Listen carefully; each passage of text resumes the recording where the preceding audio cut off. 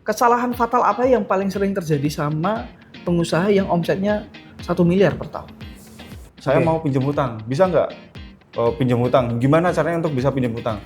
Kesalahan paling fatal bagi UMKM atau pengusaha yang mengakibatkan mereka nggak bisa grow itu apa sih, Mas? Pengusaha itu atau UMKM melakukan segala sesuatunya sendiri. Oke, welcome di podcast Content Creator Semarang episode ketiga. Hari ini saya ngundang seorang narasumber yang saya udah kenal beberapa tahun belakangan dan saya tahu beliau punya kapasitas di bidang ekosistem kewirausahaan. Beliau seorang founder dari Impala dan beliau ini ekspertisnya setahu saya di bidang finance, setahu saya. Nanti kita tanya sendiri. Welcome Mas Khalid. Halo. Selamat datang Selamat di datang. podcast Content Creator Semarang. Mas Khalid boleh dijelasin dulu atau boleh dikenalin dulu ke penonton. Mas Khalid ini aslinya ki sopo toh? Terus background ini ki opo gitu kan? Monggo Mas Khalid. Perkenalkan, nama saya Khalid Hadi Pranowo, biasa dipanggil Khalid gitu. Saat ini saya profesinya sebagai wira swasta ya. Jadi saat ini saya bersama dengan teman-teman, kita memiliki sebuah perusahaan yang memang bergeraknya adalah untuk membangun ekosistem kewirausahaan yang ada di Indonesia, khususnya ada di Semarang dan Jawa Tengah. Ya. Oke. Jadi kalau di Impala, base-nya kita ada di Heterospace. Oke. Impala ini kita dirikan tahun 2016, pada saat itu base kita ada di coworking space, bisnis kita. Jadi coworking space itu datang di situ untuk memfasilitasi orang-orang yang pengen bekerja, berjejaring, makanya namanya coworking space. Dari mungkin komunitas, masyarakat, kemudian juga dari bisnis, media, Praktisi, akademisi, swasta, itu untuk bisa berkolaborasi dan kita membangun ekosistemnya. Memfasilitasi para pelaku bisnis ini. Yang ada yang freelance, ada yang UMKM, ada yang pada saat itu ramai startup digital, gitu. Jadi kita banyak berkegiatan di situ. Oke, jadi kurang lebih wadah ya, sebuah wadah yang mengkoneksikan berbagai macam pihak di dalamnya. Ada UMKM, ada freelance. Jadi kita ngajarin UMKM untuk bisa listing di Google. Oke. Wah, ceritanya macam-macam lah. Oke. Ada yang sudah jago, ada yang baru intermediate, ada yang mungkin masukin email aja lupa gitu. Dan dari situ saya memahami bahwa literasi keuangan dari masyarakat di Indonesia, UMKM di Indonesia itu perlu ditingkatkan. Tahun 2020 kita bikin pelatihan, ada satu statement tentang hutang gitu. Saya mau pinjam hutang, bisa nggak pinjam hutang? Gimana caranya untuk bisa pinjam hutang? Saya tanyain, punya laporan keuangannya nggak? Laporan keuangan? Ya ada pokoknya. Mana coba dilihat? Yes, pokoknya ada. Pokoknya ada itu berarti indikasi ya pada saat itu. Alah, buat apa sih? Ya pokoknya buat produksi, Pak.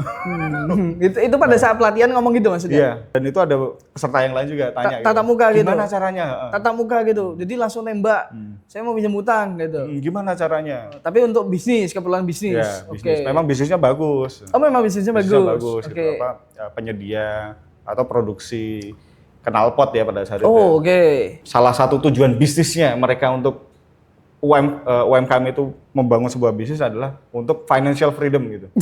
Iya kan? Pengen terbebas secara keuangan gitu. Tapi biasanya keuangan itu yang menjadi hal terakhir yang dipelajari. Keuangan itu menjadi hal yang ditakuti bahkan. Coaching dengan teman-teman marketing, digital marketing, wah serunya kayak gitu. Bisa gini ya berarti ya. Kalau keuangan gimana catatannya? Termasuk saya. Karena dulu mentori sama Mas Khalid juga. Catatannya sudah dibuat, bisa saya lihat. Nganu Mas, biasanya gitu. Sudah ada, tapi kok kayak gini Mas aplikasinya. Jadi terkendala dengan itu. Jadi memang harus disadari. Karena ya kalau mau bisnis di mengelola keuangan, itu fungsi utamanya harus mencatat, membukukan dan melaporkan. Nah itu yang harus dilakukan. Sudah mencatat? Saya alhamdulillah sudah, Mas Khalid, saya sudah tobat. Sudah tobat? Bagus. Saya sudah tobat, sekarang rekening PT ada sendiri, Mas Khalid. Walaupun ya pencatatannya mungkin masih belum maksimal, Mas Khalid. Tapi yang penting rekening sudah saya pisah. Ya, itu salah satu ini Mas Tri.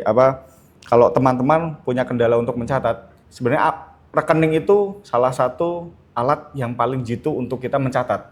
Oke. Jadi semua kebutuhan jangan bayar pakai cash. Oke. Harus bayarnya pakai Digital. transfer. Oke. Transfer. Oke. Dari rekening. Itu kan udah nyatat tuh Iya, otomatis. iya, ke tracking lah ya. Ke tracking. Nah, tinggal nanti setiap bulan gitu bagian admin atau finance-nya itu dimasukin. Oh, ini masuk ke Oke. daftar akun ini masuk Oke. cowok ini. Nah, kalau melaporkan tujuannya nanti dari situ kita jadi ketahuan.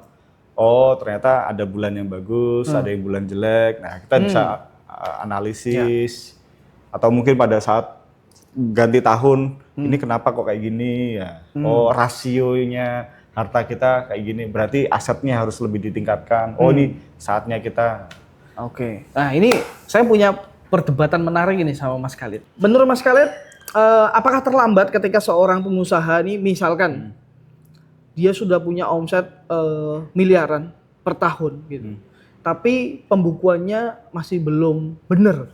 Terlambat atau tidak di posisi itu dia untuk memperbaiki sistem pelaporan keuangannya? Kalau sudah sampai miliaran tidak mencatat, itu fatalnya adalah dia tidak akan bisa mengelola keuangan dia secara baik dan dia tidak mengetahui kewajiban-kewajiban yang harusnya disampaikan. Malah jangan-jangan nanti akan muncul denda-denda yang kos-kos tambahan, termasuk juga bagaimana tanggung jawab kita kepada negara gitu. Oke, karena ada kepatuhan pajak ya Mas ya. Betul. Yang dimana mungkin sebelum-sebelumnya dia abaikan, baru dia melek, ya kan? Misalkan dia 5 tahun nggak ngurusi laporan keuangannya atau pencatatannya nggak jelas, bisa dibilang si pengusaha itu bakal kena bom waktu dong. Betul. Betul ya? Betul. Dan bom waktu itu bisa berisiko sangat fatal. Betul. Sefatal apa Mas? Sefatal asetnya nanti bisa habis untuk membayar kewajibannya. Nah kalau misalkan dia omset katakanlah 1 miliar per tahun ya, kesalahan fatal apa yang paling sering terjadi sama pengusaha yang omsetnya 1 miliar per tahun?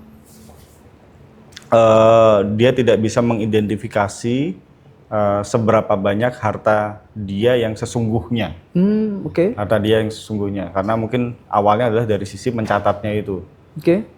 Banyak faktor ya. 1 miliar kan pasti kasusnya detailnya pasti akan beda-beda. Minimal kalau saya minimal bisnis itu harus ada 2 laporan keuangan yang harus mereka miliki paling tidak. Yang pertama adalah laporan neraca yang di situ kita tahu ada aktiva dan pasiva, ada harta kita ada apa saja, harta lancar, kemudian aset, kemudian modal kita ada berapa, sampai ada kewajiban kita ada berapa. Itu harta company maksudnya ya? Perusahaan ya. Harta perusahaan. Terus kan kewajiban tadi hutang ada apa, kemudian ada modal apa gitu. Kadang orang terbuai dengan yang namanya omset gitu. Omset gitu. Oh, omsetnya tinggi. Omsetnya tinggi. Ternyata setelah dicek ternyata labanya kecil. Ataupun katakanlah omsetnya tinggi, labanya tinggi, tapi duitnya nggak ada. Kalau kita disuruh milih antara omset sama profit, ya kita harus milih profit. Iya, pasti. Tapi ketika kita ngomongin cash flow sama profit, ya harus cash flow. Profit gede ada nggak? Banyak nggak? Banyak. Tapi Cash flow-nya nggak sehat. jangan-jangan hartanya nggak ada, di rekening itu nggak ada. Mungkin jadi piutang, mungkin banyak keambil jadi apa namanya, ambil dividen gitu. Kebanyakan dividen. Banyak itu juga. Nah, jadi banyak kejadian yang seperti itu. Kalau menurut saya kejadian-kejadian yang omsetnya 1 miliar itu paling tidak dari sisi laporan keuangan itu harus ada dulu. Dan itu melaporkan kepada siapa ya? Kepada pemilik bisnis. Pemilik bisnis siapa? Ya kita sendiri kan, atau mungkin ada partner-partner atau stakeholder yang lain. Ada komisarisnya misalkan. Betul. Jadi bisa dibilang finance untuk company dan finance untuk pribadi, pokoknya betul. itu wis wajib. Ya, wajib. Wajib pol, wis aja dicampur aduk, dipisah gitu. Oke. Literasi keuangan personal buat individu itu juga penting juga. Oke. Paling tidak minimal pemilik bisnis harus memiliki literasi keuangan. Wes kuwi fardu ain lah intinya kalau mempelajari keuangan itu. Ya, kamu punya bisnisnya, punya duitnya, tapi kalau nanti dihapusi uang. Ya, memang. Tapi ya sayangnya literasi pengusaha di Indonesia ini memang, terutama yang masih UMKM ini literasinya memang itu ya, masih literasi keuangannya masih rendah. Kesalahan paling fatal bagi UMKM atau pengusaha yang mengakibatkan mereka nggak bisa grow itu apa sih Mas? Kalau kita belajar itu biasanya pengusaha itu atau UMKM melakukan segala sesuatunya sendiri. Oke. Dirjen itu, direktur ijen, direktur sisio segala macam. Makanya perusahaan atau usaha yang bagus itu paling tidak memiliki lini divisi yang bukan lini divisi ya, tapi orang-orang yang memikirkan strategi perusahaan itu lebih banyak gitu.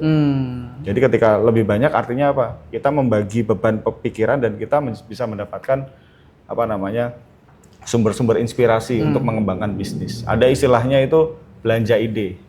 Saya setuju sih tadi Mas Khalid bilang bahwa banyakin orang yang bisa mikir strategik kan gitu. Tapi kalau di kelas perusahaan yang 500 juta setahun untuk bisa meng-hire seseorang atau tim yang dia strategik itu sangat sulit Mas Khalid. Maksud saya di kelas 500 jutaan atau ratusan juta lah, biasanya perusahaan hanya mampu membayar atau meng-hire karyawan yang dominannya teknis. Biasanya seperti itu. Iya. Itu gimana teman? Kita bisa diskusi dengan teman-teman pebisnis yang lain Oke. itu akan membuat cakrawala capital. Jadi modal kita adalah temenan gitu.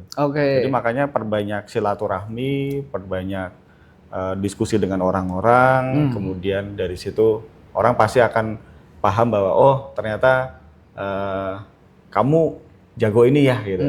Akan diingat-ingat terus. Jadi pada saat apa-apa yang dicari dia, yang dicari kamu, Oke. Jadi dan jaga kualitas intinya gitu. Ya pasti kalau itu. Tapi case-nya di lapangan Mas Khalid. Untuk pebisnis-pebisnis yang misalkan omsetnya udah ratusan juta per tahun atau 1 miliar gitu. Kenapa mereka pembukuannya atau pencatatannya itu masih belum maksimal?